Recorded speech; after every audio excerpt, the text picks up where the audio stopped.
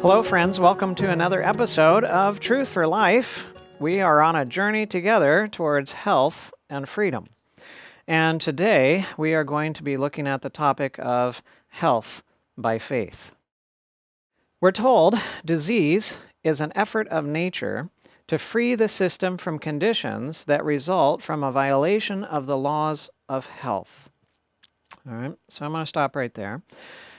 And so we see that disease is actually on the good side of things. It's an effort of nature to free the system. Right? To free the system from what? From conditions that result from a violation of the laws of health. And then we go on to say that in the case of sickness, the cause should be ascertained. So it's a violation of laws of health that brings on conditions, and disease is there in order to free the system from those conditions. And when somebody is sick, we need to look for the cause. That's the simple thing. We need to look for the cause. And when we think of the cause, we need to consider that sickness of the mind prevails everywhere. 9/10 of the diseases from which men suffer have their foundation here.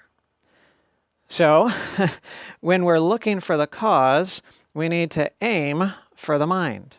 And if 9 times out of 10 you're going to find the cause in the mind, then it makes sense to aim at the mind.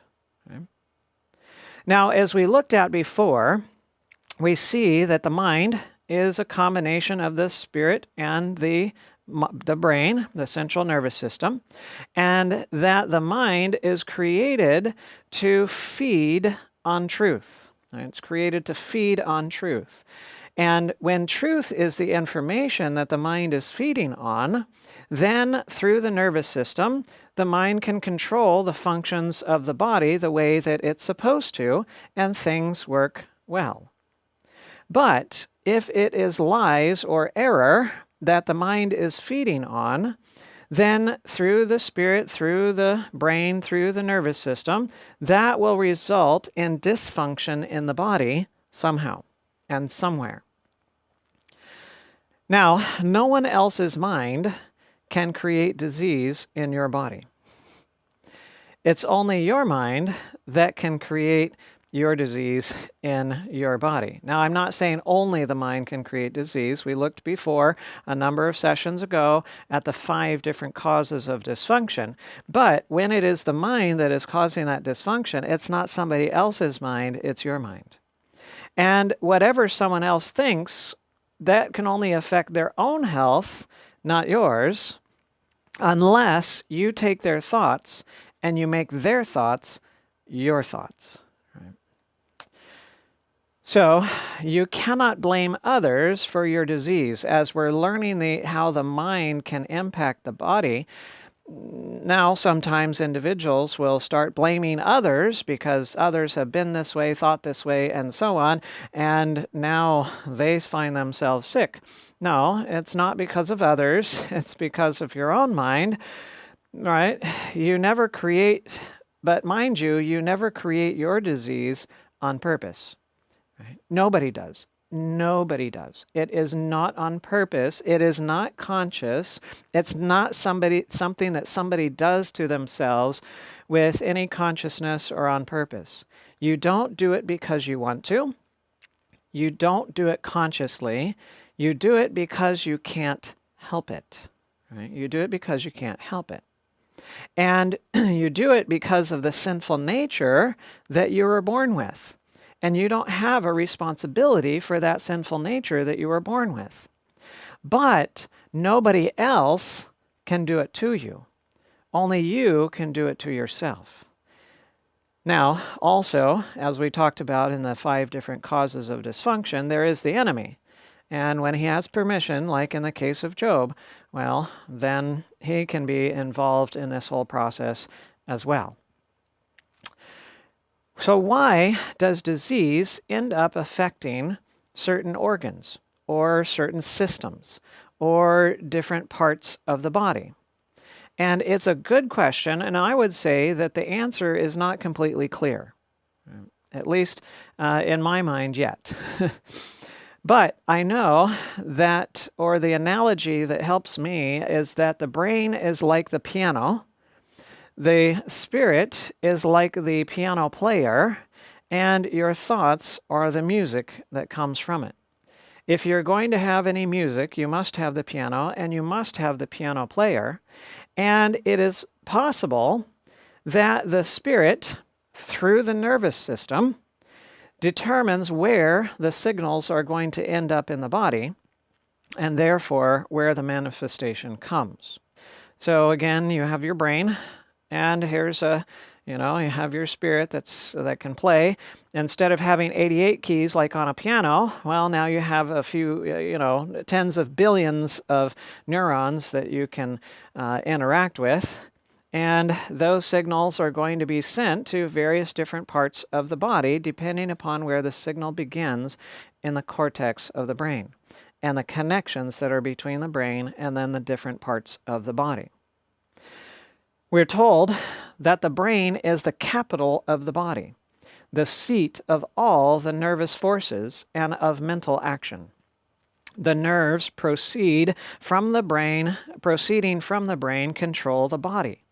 By the brain nerves, mental impressions are conveyed to all the nerves of the body as by telegraph wires. Of course, this was written long ago, and that's how you communicated back then.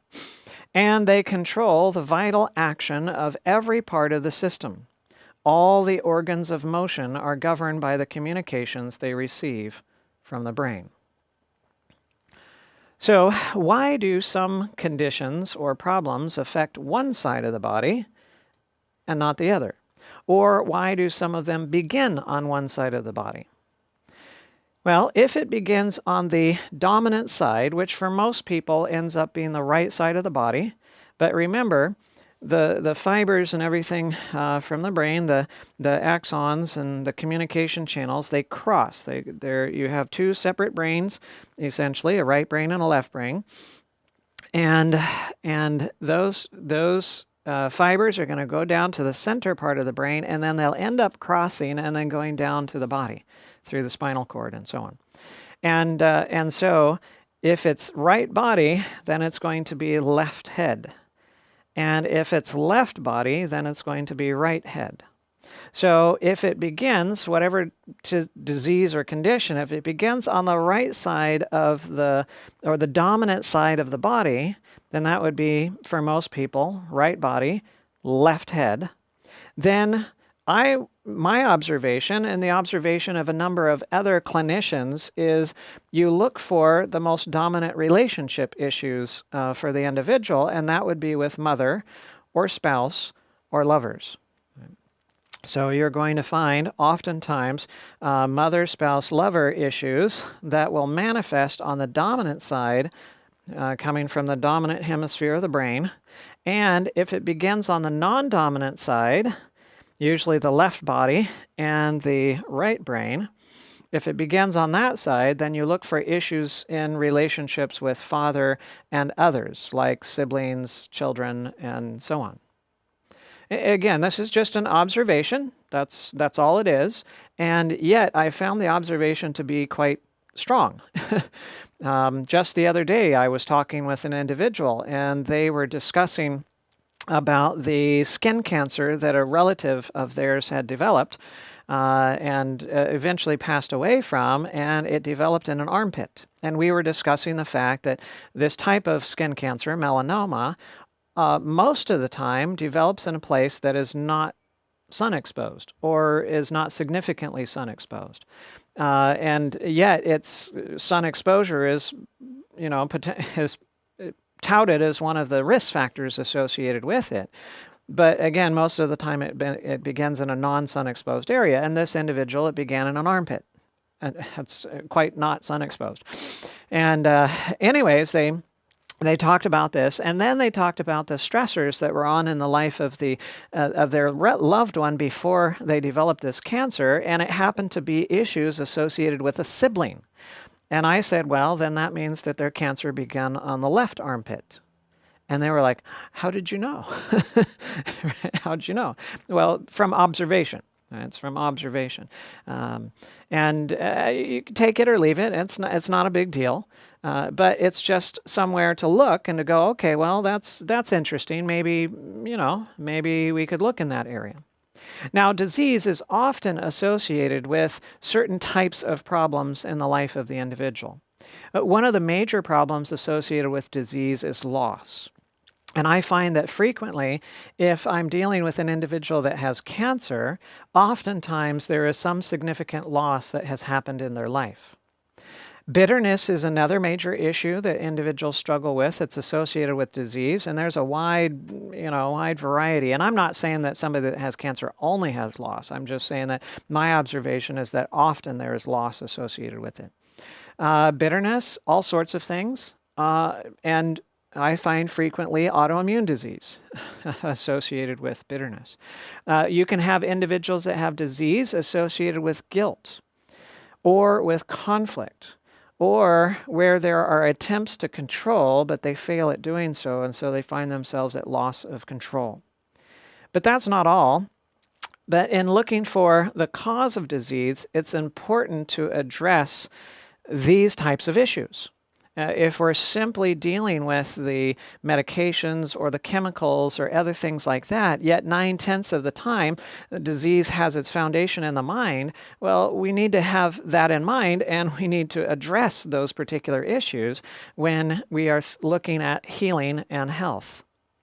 We're told that the relationship that exists between the mind and the body is very intimate. When one is affected, the other sympathizes. The condition of the mind affects the health to a far greater degree than many realize. Many of the diseases from which men suffer are the result of mental depression, grief, anxiety, discontent, remorse, guilt, distrust. All tend to break down the life forces and to invite decay and death. Disease is sometimes produced and is often greatly aggravated by the imagination. Many are lifelong invalids who might be well if they only thought so. Many imagine that every slight exposure will cause illness, and the evil effect is produced because it is expected. Many die from disease, the cause of which is wholly imaginary. Courage, hope, faith, sympathy, love promote health and prolong life. A contented mind, a cheerful spirit, is health to the body and strength to the soul. A merry or a rejoicing heart doeth good like a medicine. In the treatment of the sick, the effect of mental influence should not be overlooked. Rightly used, this influence affords one of the most effective agencies for combating disease. So, as we are dealing with the mind, we need to deal with these various different issues. Now here you have a picture of the bones and the bone marrow and the various different types of blood cells that are produced in the bone marrow. What is it that comes from the bone marrow? Well, it's going to be your blood cells. It'll be your red blood cells, your white blood cells, and your platelets. And those white blood cells are the main factors of your immune system. Right? These are the cellular factors of your immune system. And so if somebody has an autoimmune disease and they have an autoimmune attack on the body, well, those white blood cells that are either going to be producing the antibodies or going to be part of the cellular function in the destruction of cells in the body, those are going to be coming from the bone marrow. And the bone marrow, well, the bones have lots of nerves in them. If you ever want to know whether a bone has nerves in it, just break one. You'll find it's quite painful. And I have broken quite a few bones in my lifetime, and it has never been a pleasant experience. And so you have lots of nerves in the bones, and when you are involved in medicine, especially in like intensive care, where you draw levels of blood on individuals multiple times a day because they're in a critical condition and you need to know what's going on in their body in order to respond to it. Well, you notice that blood levels of all sorts of things are always changing all the time throughout the day. So red blood cells are up a little bit, they're down a little bit. Platelets are up a bit and down a bit. The white blood cells, the different types of them, your neutrophils are up and your lymphocytes are down, and then the lymphocytes start going up and neutrophils down, and your eosinophils and so on. There's all different types of white blood cells, and they're always going up and down. What is it that regulates those levels of those different blood cells and their production and then their function? Well, it's going to be the nervous system. It will be through the mind. And its impact through the bones and the bone marrow, and now its impact on the development of those white blood cells.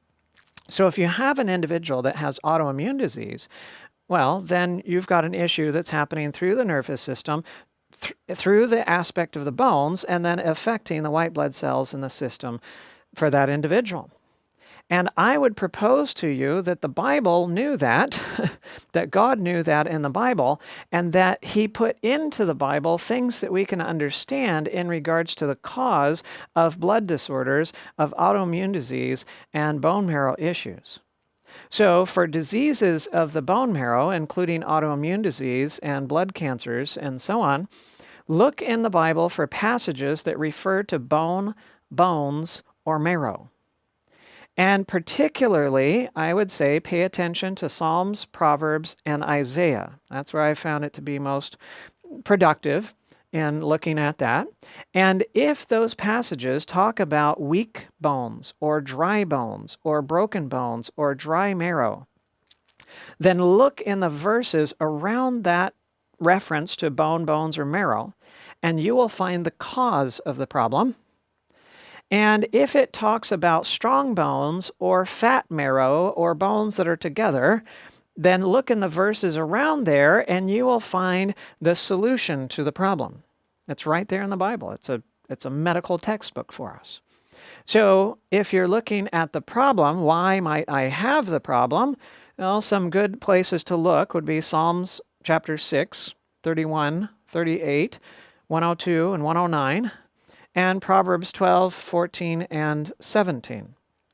And if you're looking at the solution, I would suggest Psalm 34, Psalm 51, and Proverbs 3, 15 through 17, and Isaiah 58. These are good places for you to look to find not only the cause, but also the solution. And to summarize what I have found in those particular locations, biblical causes of immune dysfunction include abandonment, betrayal, cursing, depression, discontent, disloyalty, disrespect, envy, fear, grief, guilt, in trouble and out of control, loneliness, taking things personally, murder, persecution, rejection, reproach, shame, slander, and unmerciful, and a broken spirit. Now, are all of these causes an external cause, or is it an internal cause? Well, the Bible refers to it in terms of an internal cause. Right? All of these are internal things, and they have to do with my mind and how I perceive things around me, as we've been talking about in this whole series. Now, what about solutions, biblical solutions to immune dysfunction?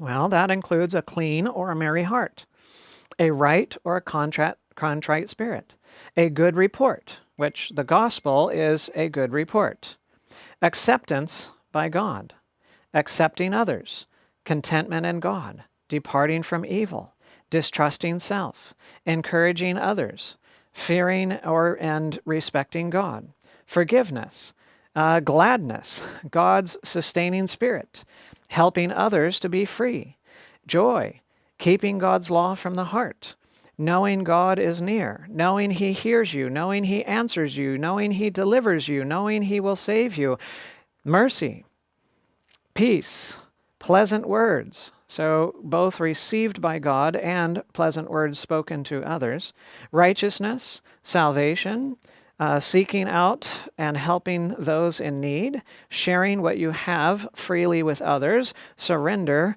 trusting in God, and truth. And are those an internal cure or an external cure? Well, clearly they're an internal cure. And so the Bible deals with autoimmune conditions and bone marrow issues in terms of an internal issue, not an external issue. And an internal cause, not an external cause, and therefore an internal solution, not an external one. Now, what about childhood illnesses? We have children that get sick as well, and we've been talking about, this truth for life, the fundamental law, how individuals think, our sinful nature, how it impacts these various different things. And yes, our sinful nature is the foundation of disease when we find it in each individual. But we recognize that children inherit their sinful nature, which they're not responsible for, but they have it. And the child's sinful nature causes the child to bind to mother through a kind of a spiritual umbilical cord. Yes, you have a physical one, but there's a spiritual connection between mother and child.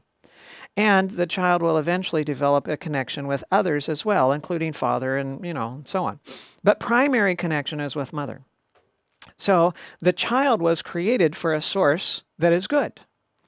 And if its source is not good, then the child is going to manifest distress through either its behavior or illness. It's going to manifest that distress through either behavior or illness. And if you have a child that is uncontrollable, well, that's going to be manifesting in behavior. And oftentimes the uncontrollable child is not so sick, but it's the one that's controlled outside behaviorally that tends to be the one that gets ill, right? Because now it's manifesting from a disease standpoint. So if a child is ill, after evaluating for the 5 causes of dysfunction and determining that the cause is likely in the mind, then my first question when a little one is ill is, what's going on with mother? That's my first question. What's going on with mother? Because she's the primary source for the child. And if she, as the source, is not good, and the child was made for good, now mom's not good, mom is not good because she wants to be. She's not good because she has the sinful fallen human nature. She's not trying to be that way, she just can't help it, as we've been talking about in this series. So there's no blame for mother at all. No, not at all. But the child itself has its own problem, and that is that it takes mother as its source rather than taking God as its source, which it would in a perfect condition. In a perfect state, the child would have their Heavenly Father as the source rather than the mother as the source. But the child's own problem causes it to take from mother, and mother's own problem causes mother to not be exactly what the child needs, and now the child is in distress. Right? So, again, my first question is, what's going on with mother? And my first question for mother, if I'm speaking to her, is, how is your relationship with your husband? Because often there is some kind of disagreement, there is some kind of conflict that's going on in the relationship between father and mother. She cannot respect him, she cannot love him for some reason. And if mother is in conflict with her husband, if she is at loss, if she is bitter, if she is struggling with guilt and so on, then the child is going to react to mother's condition through that spiritual connection that the child has with the mother, even if the mother tries to hide it from the child. Even if the mother is not actively displaying it around the child when she's with the child, there's still that spiritual connection, and the child will be affected by that. So if this is the case, then I don't deal with the child, I deal with the mother. And the significant relationships in the family, because with the little ones, I can't reason with them, I can't teach them what they need to know. I can do that with the adults. And so if the mother and others can learn and apply the truths of this series that we've been talking together in their own lives, and if they accept that they are a child of God, that they can take from God as their source, and they can serve as the channel of God's love to others, including the child, and be able to love because they have God's love, then the child will heal and its behavior will change. And you see that, right? You see that happening. You see the child behaving, the behavior changes when mom gets a hold of God, right? And you can see the diseases oftentimes going away as well when mother gets things figured out from this standpoint. Now, when it comes to mental illness, this can be a difficult one for us to think about and to deal with. Now, remember, the mind has two components. It has the brain and it has the spirit. And the brain is physical. It's made up of chemicals. And the spirit is spiritual. And the spirit controls which chemicals are produced by the brain and how much of the chemicals are produced. Because it's the spirit that's the piano player. It's the one that's directing the functions of the physical brain.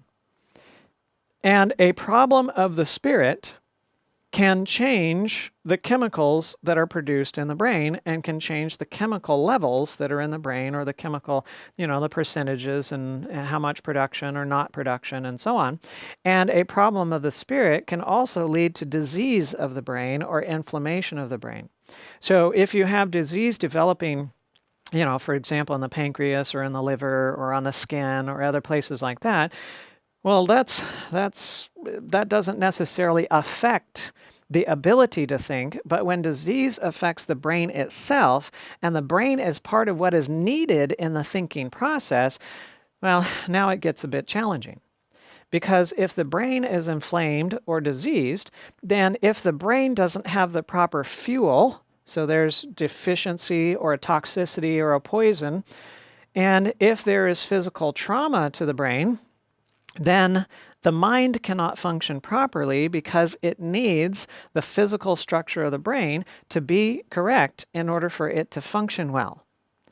And the thoughts can therefore be deranged, and this can result in delusions, it can result in hallucinations, and other manifestations of what we call mental illness. And so you can have mental illness that begins by either primarily disrupting the physical structure of the brain, which includes chemicals, or you can do so by a problem of the spirit that then changes the physical structure or the chemistry of the brain, and then you can, or disease in the brain, and then you can have mental health challenges in relation to that. We're also told that unhealthful conditions should be changed. So if we have disease and there's sickness, then unhealthful conditions should be changed. So what do? Well, I use natural remedies and I change my lifestyle and I do things of this nature, and that is appropriate. And it's appropriate to participate in wellness behaviors. So we're drinking your water, getting your exercise, living temperately. And temperance is avoiding what's evil and using wisely what's good. Love, that we've been talking a lot about during this series. Nutrition, right? Eating a proper diet. Environment, which includes sunshine. It includes your thought life. It includes the air that you breathe, pure air. It includes being around in nature that God created. It includes how you dress. And then sufficient rest and simple trust in God. These are wellness principles, standing for wellness. And so, yes, it's good for us to participate in these things, to be involved in these things. Yes, that's good. Now, sometimes we think, okay, well, I'll have patients and they'll have absorption issues, or they'll have, certain electrolytes that are off, or certain other minerals or vitamins that are not where they're supposed to be in the body, and so oftentimes we think of that as purely a physical thing. Yes, you can have derangements in vitamins and minerals and other different chemicals in the body if you're taking in too many, or if you're not taking in enough of the things that you need. That can clearly happen. But the absorption of chemicals through the digestive tract, through the respiratory tract, or through the skin, right? The digestion of those chemicals is regulated, right? And it can be regulated. Now, there's some amount of it that's going to be just governed simply by law and the function of the chemicals that are there and the cell membrane and so on, but there is a regulation of that. We know that you can upregulate and downregulate cholesterol absorption and cholesterol production. We know that you can upregulate and downregulate the production and absorption and excretion of sodium and potassium and other electrolytes and so on. And so it's true for really the chemicals in the body. And the production of chemicals by the cells is clearly regulated. And it's clearly regulated. And it's the mind that is the master controller of the various different chemical levels in the body. And if someone has adequate consumption of nutrients, so they're getting in, they have access to, and they are consuming sufficient amount of nutrients, but they still have a chemical imbalance, then I say, look to the mind as the cause of the imbalance, because it's the controller of the absorption of those nutrients and the production of those nutrients if it's something that's produced in the body. So that's something else to look at. We're told also that wrong habits should be corrected. Wrong habits should be corrected. What wrong habits? Well, if you're not drinking for the weather, not dressing for the weather, then you should dress appropriately for the weather and the situations that you're in. If you are thinking negative thoughts and those are running through your head all the time, then like we talked about in our session, overcoming negative thoughts, you want to take those negative thoughts and you want to replace them with the truth of God's Word. If you are eating your hamburgers, well, there's better things for you to eat. And if you are drinking alcohol and other things like that, well, God created you for water, not for the alcohol and so on. And then we read, then nature is to be assisted in her effort to expel impurities and to reestablish right conditions in the system. So, what is it that expels impurities? Well, first of all, you have organs and systems that are involved in detoxifying and taking metabolic byproducts and breaking them down and getting rid of them. Your liver is a major detoxifier, right? And your kidneys as well. Your lungs also are important and involved in that process, and your skin is an important component of that as well. And so what is it that helps in those situations? Well, oftentimes the solution to pollution is dilution. So drinking lots of water is going to be helpful. Sweating, exercising and breathing more, getting more out through the sweat, drinking more water and then being able to flush more things out through the urine, making sure that you have good passage of food and everything through the digestive tract and everything like that. So this can involve the use of hydrotherapy, so using water in order to affect the body temperature and the blood flow to different parts of the body. That can be helpful. There are certain herbs that are helpful in helping with liver function and kidney function and so on. Mind you, the herbs don't have any virtue in and of themselves. It's the power of God that is working in the herbs, right? Not continuing to toxify yourself, and so changing what you bring in, drinking lots of water and exercising, all of these are ways that help in that process. We're also admonished that if anyone is sick, we should do something, and that's anointing. Now, this doesn't mean if you have a runny nose or if you've got a scratch in your throat or something like that, but this means that if you've got an illness, you have a disease or something like that, is anyone among you sick? Let him call for the elders of the church and let them pray over him, anointing him with oil in the name of the Lord, and the prayer of faith will save the sick. And the Lord will raise him up, and if he has committed sins, he will be forgiven. Confess your trespasses to one another, and pray for one another, that you may be healed. The effective, fervent prayer of a righteous man avails much. So this is an admonition for us, and it's something that I find that often individuals, they're either not aware of, or they haven't thought of it in these terms. sometimes we get the idea this particular service has been perverted a bit in relation to what we might call the last rites. That's a whole thing that's separate and different, and I don't agree with, but but with anointing, some people have the idea of last rites, and they're like, oh, has it come to that? They think, well, I'm going to, you have to be on death's door in order to be anointed. No, that's not the case. You don't have to be on death's door in order to be anointed. This is an admonition from God for his children when they're sick to call the elders of the church and to be anointed. So if you haven't, do so. And if you have the book, the Ministry of Healing, then I suggest, and if you don't, I suggest looking it up online or whatever, I suggest reading chapter 16. It's called Prayer for the Sick. Chapter 16, Prayer for the Sick and Ministry of Healing. And I suggest reading through that before you have your anointing service. Now, we need to consider cause and effect. My disease must have a cause, and the cause always comes before the disease. And as long as the disease is present, the cause is still going to be present. If what I do, and what should I say, if the cause is a cause of the mind, right? If it's a cause in the mind and all I do is simply change my lifestyle, or I take medications, or I use herbs or hydrotherapy or surgery or radiation or some other treatment, but I don't remove the cause that is in the mind, then some other manifestation, some other effect is going to come. Your high blood pressure may go away, but then you have a stroke.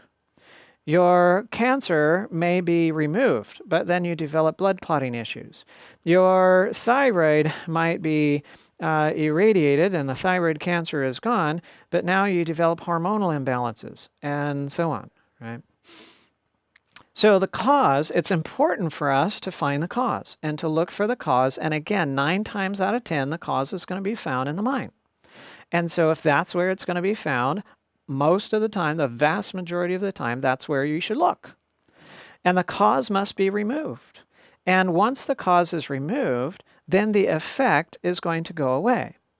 Again, it may take some time for the effect to go away, but the moment that the cause is removed, the effect will stop progressing, right? It will stop progressing. If you have a significant amount of damage that is already there because of the cause being in a place and the effect coming along, for example, let's say that you have been developing kidney failure over time, and the kidneys have been getting worse and worse and worse, and now you're in stage 4 chronic kidney disease, or stage 3, let's say stage 3 chronic kidney disease. And the cause is identified and the cause is removed, then you should stop the progress of the kidney failure, but you may not recover back to complete function because you have damaged the kidneys and you have replaced a bit of the normal cells of the kidney with scar tissue.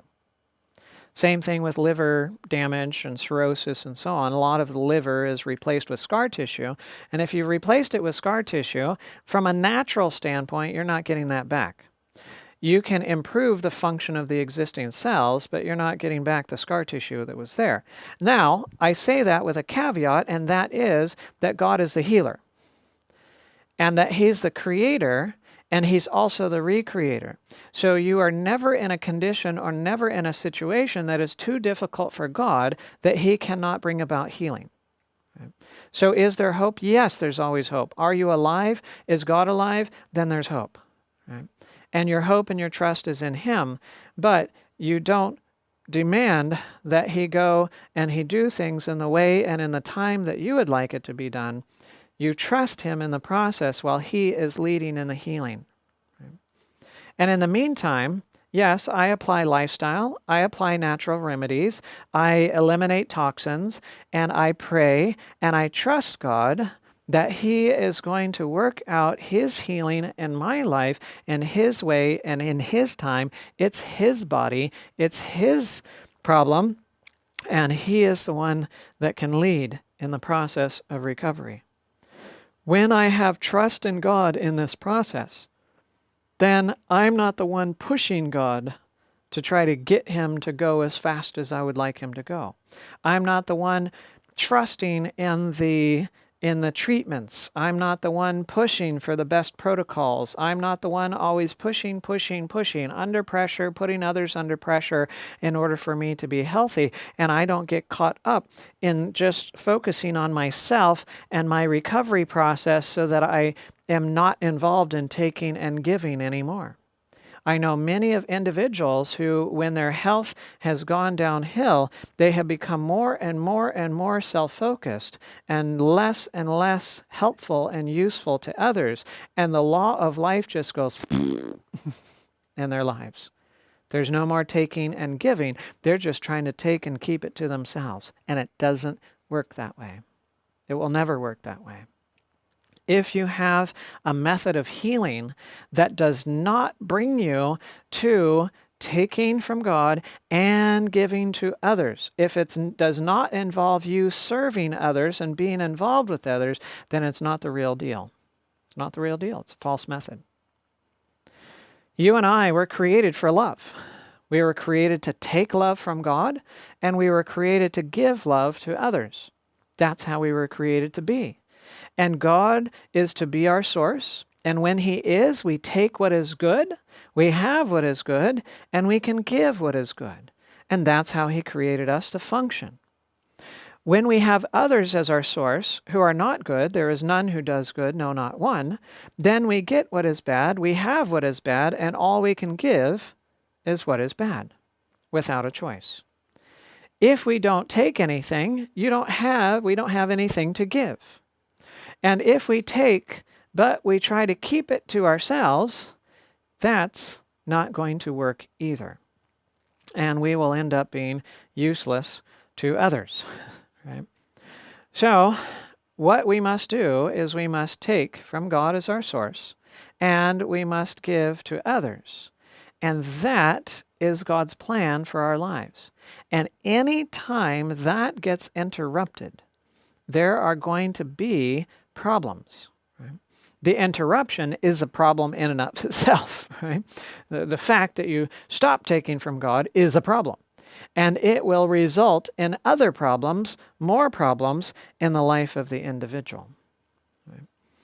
And as we look at it, the tree has many leaves, too many for us to count. Right? Too many for us to count. But it has fewer branches. But even the branches are too much. And the tree represents our health and the issues. The leaves represent the symptoms, like the symptoms that we have. There are so many symptoms. And you can't name them all. You can't get your mind around them all. But diseases, oftentimes we name a disease based upon the different symptoms that are associated with that disease. So which leaves are growing off of which branch? And then that will define what disease it is. And there's so many branches that we have a specialist in this part of a tree and another specialist in that part of the tree and another specialist in that part of the tree. And so you have all of these specialists because nobody can wrap their mind around all of the branches of all of the trees. And yes, you have a generalist like a family practice doctor or an internist or something like that who goes, okay, well, I think your problem is in this part of the tree, so let's go send you to the specialist who knows more about the branches in this part of the tree.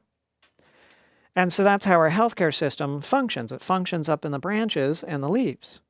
But when you come down to it, you come down to one trunk. It comes down to one trunk. And really, indeed, in all of us, it comes down to one trunk, and that is the identity, the false identity that I am God. And if I am God, then I am my own. And if I am my own, then I give from myself. But as a creature that has needs, I give from myself in order that I might receive.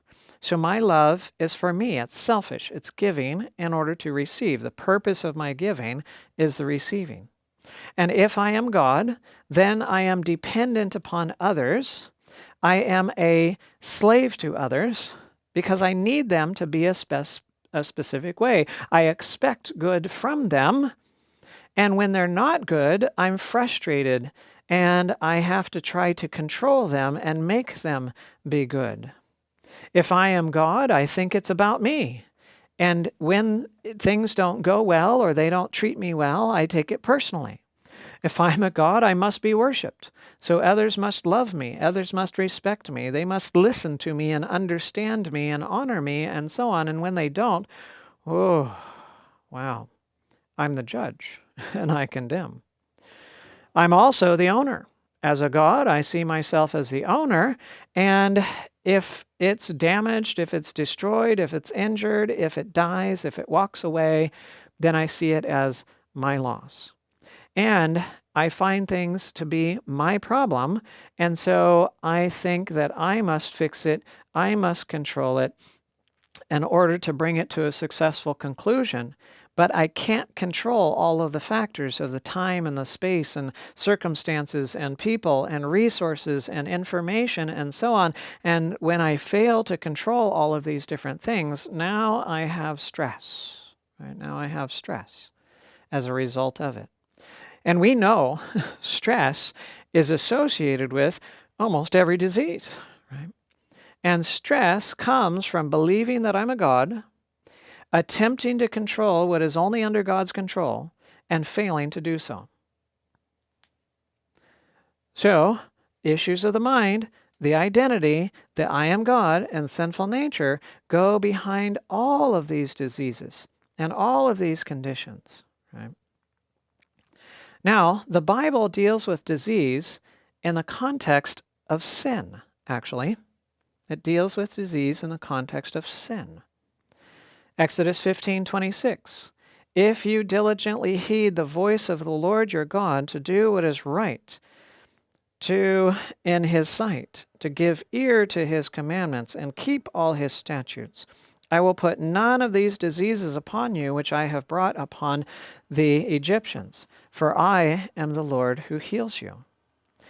Then it shall come to pass, because you listen to these judgments and keep and do them, that the Lord your God will take away from you all sickness, and will afflict you with none of the terrible diseases of Egypt which you have known. Do not be wise in your own eyes. Fear the Lord. Depart from evil. It will be health to your flesh and strength to your bones. My son, give attention to my words. Incline your ear to my sayings. Do not let them depart from your eyes. Keep them in the midst of your heart, for they are life to those who find them, and health to all their flesh. Keep your heart with all diligence, for out of it spring the issues of life. If my people who are called by my name will humble themselves and pray and seek my face and turn from their wicked ways, then I will hear from heaven and will forgive their sin and heal their land. For the hearts of this people have grown dull.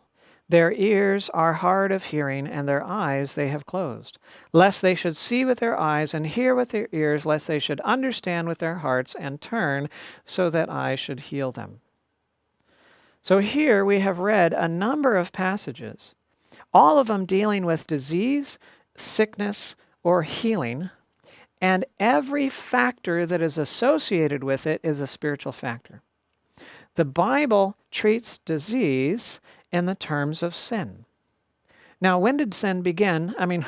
When did disease begin in the first place? Well, it began after the fall of Adam and Eve. It began in the context of sin. If there was no sin, there would be no disease. Right?